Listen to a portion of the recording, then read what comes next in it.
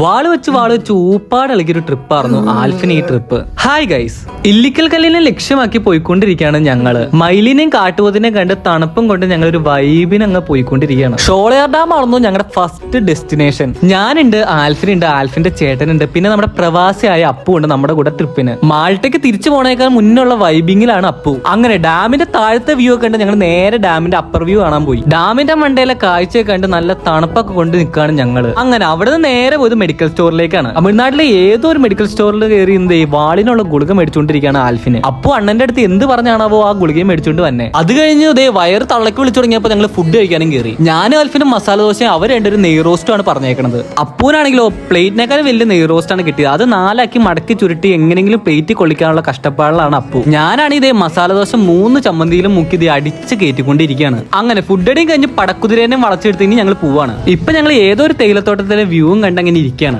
രാവിലത്തെ തണുപ്പൊക്കെ മാറി നല്ല വെയിലായി തുടങ്ങി, നല്ല ചൂടായി തുടങ്ങിയിട്ടുണ്ട്. അങ്ങനെ ഫോട്ടോ എടുക്കലും പരിപാടിയൊക്കെ ആയിട്ട് ഞങ്ങളുടെ യാത്ര ഇവിടെ ഇങ്ങനെ തുടർന്നുകൊണ്ടിരിക്കുകയാണ്. ബാക്കി വിശേഷങ്ങളായി അടുത്ത വീഡിയോ കാണുന്നവരെ എല്ലാവർക്കും ബൈ.